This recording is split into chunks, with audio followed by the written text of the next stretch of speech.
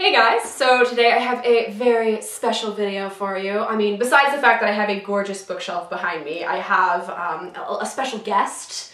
Yeah, that would be Miss ArielBissett. Hello everybody! We found out that we actually don't live that far from each other. When I go to school in Canada, you know, we actually go to the same school now, so it's pretty sweet. We got together because there was a gigantic book sale. Lots of books, real cheap, and we want to share them with you. Book haul! Yes! So the first book that I picked up was on Ariel's recommendation, and that's Pirate Latitudes by Michael Crichton. For some reason, we managed to find this like almost square version. It's very strange. I have this book right here, and I actually bought it at my last giant book sale that I went to, and I saw it and she had to get it because I read this and it's so good. Yeah, apparently it's just a quintessential pirate book, like tons of swashbuckling fun. When I read it, it was the perfect pirate book. When you read a pirate book, what you want is this book. So, yes. I got it now, so I'm gonna enjoy it. Really exciting. So the first one I'm gonna show you guys is exciting. It's kind of smushed up, but it's Welcome to the Monkey House by Kurt Vonnegut Jr. He changed his name to Kurt Vonnegut, but that's fine. It's an audiobook of a collection of his short stories, and I'm so excited because, first of all, love Kurt Vonnegut. Secondly, I've really been getting into audiobooks lately, and so this is just exciting. So I'm just really happy that I found this. It's just a random thing too. And also, when she pulled it off the shelf, she managed to like have 3 of the CDs fall out on the floor.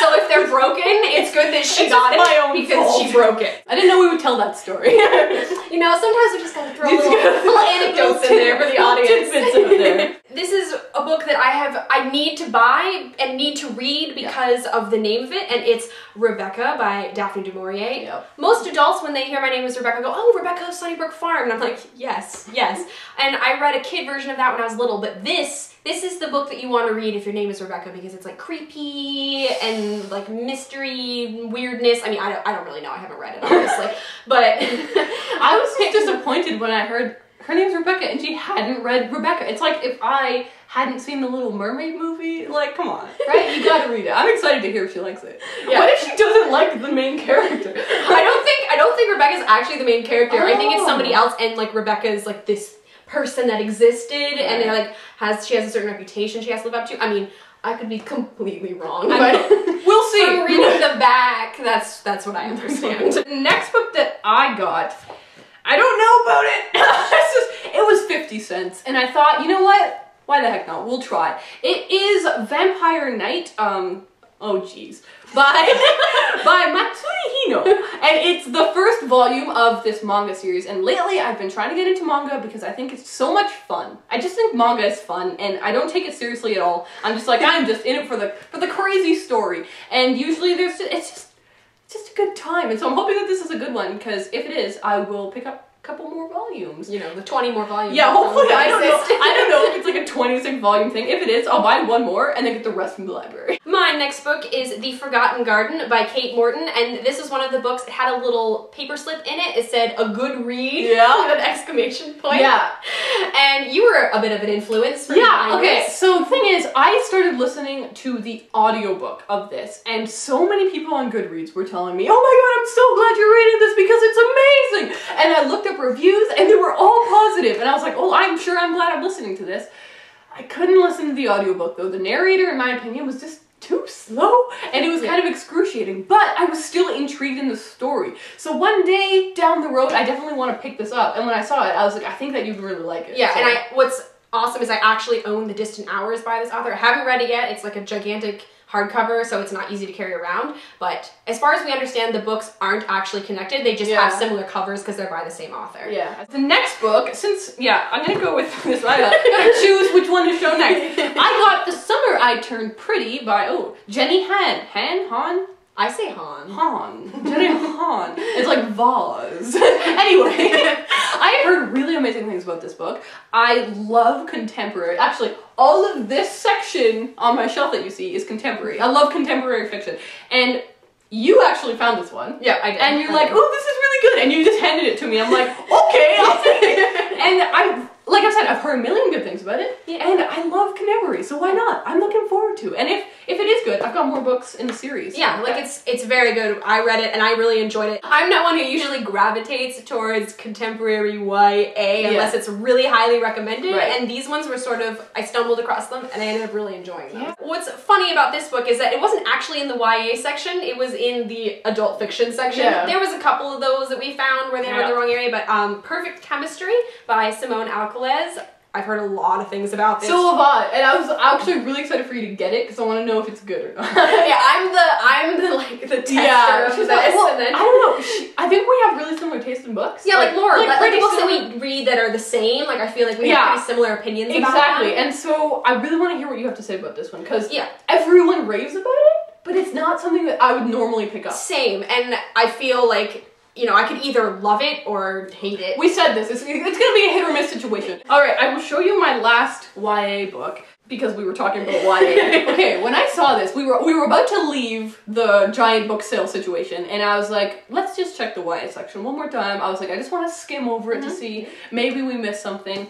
And I squealed with glee the second, like it was actually ridiculous how loud I was. The woman was like, "You can push past me," like She's like, you can move around me. I was like, I'm sorry, I just saw a book. And I don't even know if any of you will have heard of this book. Like, I have barely heard of it. But it is Candor by Pem Bachorts or Bacorts? I don't know. Here's the thing. I saw this book probably 4 or 5 years ago on in chapters, and I had already a pile of books in my hand, and so I couldn't afford it. I was like, you know what?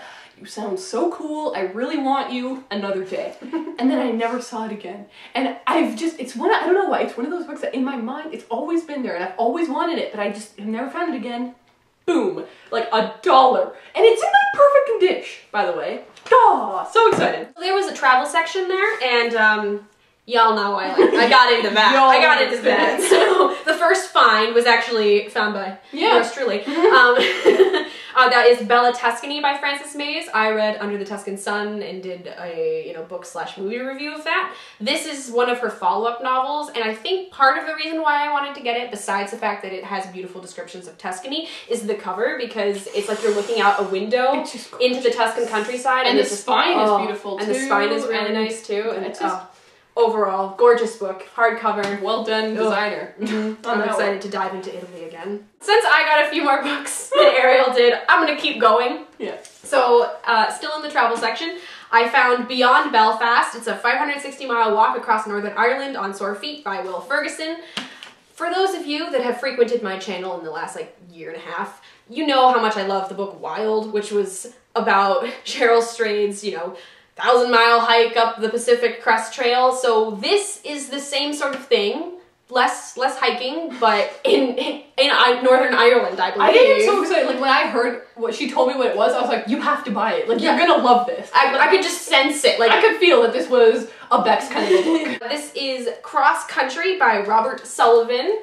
And this cover is actually really fun. You can see all the different details. It's really pretty. Like, it was well done. Yeah. I feel like they had to actually collage that. I think they did. It looks like they did. You can actually see the lines where they put it together. But this is just about a family's cross-country trip across the U.S. And I, flipped through it just to make sure it wasn't something that, looked nice on the outside, but it wasn't that great on the inside. And it looks exactly like something I would enjoy. Just the breakdown of their travels and pictures and things like that is perfect. I just basically just grabbed it, did this. It was like, yep, I'm gonna like this and put it in my bag. I don't know. I think you're really gonna like it. Yeah. Okay, back to me, because I actually did get one book in the travel section, and I was looking around, and I like travel fiction a lot, but I really kind of gravitate towards fiction, like travel fiction. I don't read much travel nonfiction, but I would like to get into it, and so I was just looking around.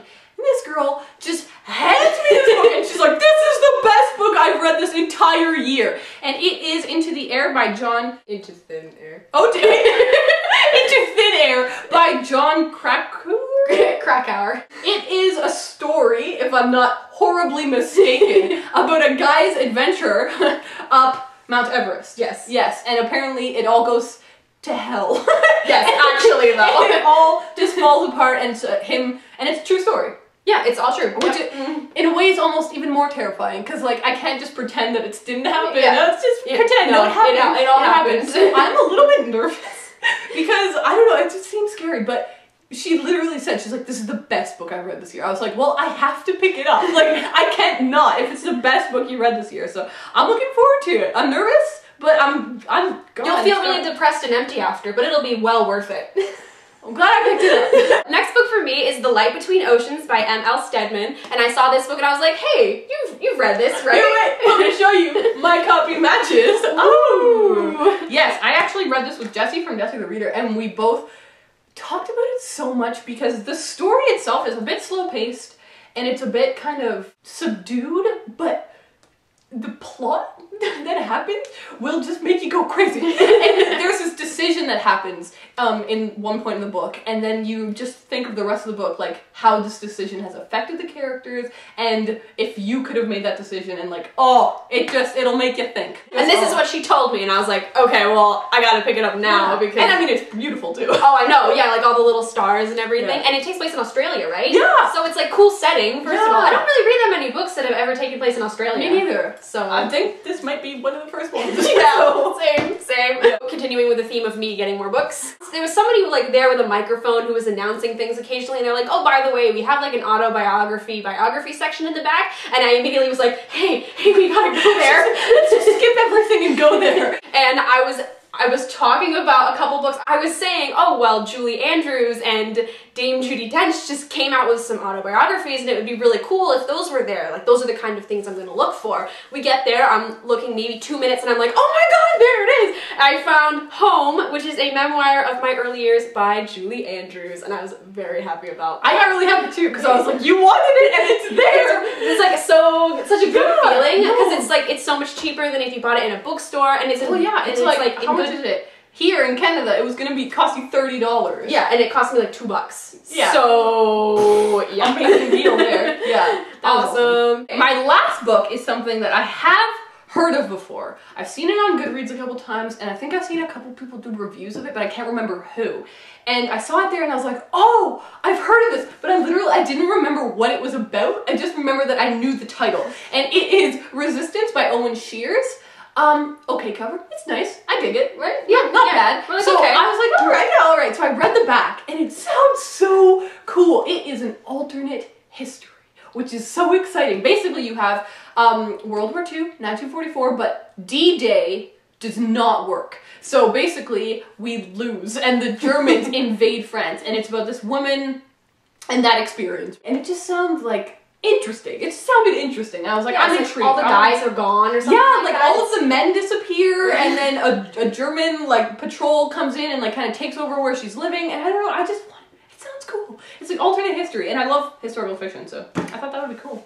And my last book is also conveniently a World War II story, but this was the book that I spotted from afar and made squeaky noises and pointed at. That was your, these are like two books, this one and that one. And mine is Lost in Shangri-La by Mitchell Zukoff. I have been waiting to get my hands on this book for a while. And I was like, oh, look, I want that book! And there was people standing in front of it, so we like ran around to the other side. I was like, I'm belting. There's no way anyone's gonna steal this book before you get it, because you got so excited. I was like, you have to get it. It takes place in the Pacific Theater of World War II, and I mean, there was so many World War II books that we came across when we were there. Like, every time I was like, World War II. Every book that we were like half interested in was a World War II book. Yeah, I know, and like I just gravitate towards these things. I swear I can sense it sometimes. Just it's a true story of survival, adventure, and the most incredible rescue mission of World War II. So yeah. So the final two books we got were World War II books.